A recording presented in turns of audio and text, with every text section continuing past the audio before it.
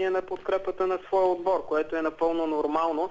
Може би около 500 зрители от Пловдив бяха дошли на стадион Раковски да подкрепят своите любимци и го направиха. И Ясен Петров дори ги поздрави след края на матча за безрезервната подкрепа. Неприятното е, че те си позволиха, освен с тази подкрепа към своите футболисти, да хвърлят и бомбички, димки и други пиротехнически ефекти имаше от тяхна страна. Може би ще старши треньорът Костадин Ангелов на пресконференцията. Той е категоричен. Да, ние с пресконференцията ще продължим след малко. Добре. Добре, Чудомире, благодаря ти много. Ще чуем цялата пресконференция, тъй като тя общо взето е доста кратичка, но най-важните неща попадат в репортажа.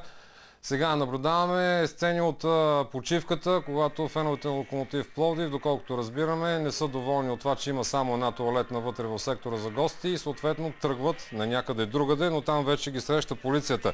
И имаме връзка с генералния секретар на пловдивчани Атанас Узунов. Господин Узунов, здравейте! Здравейте! Говорихме за завръщането на феновете в четвъртък на официалната пресконференция. Вие и по принцип цялото ръководство на Локомотив беше доволно, че така крайните ултраси, които бойкотираха по един или друг начин мачовете на Локомотив, вече се завръщат. Но явно на тях тези мачове са им липсвали, тъй като днеска бяха така малко по-превъзбудени, отколкото трябва. И определено, Кирчо, имаш точно моето мнение. Аз им благодаря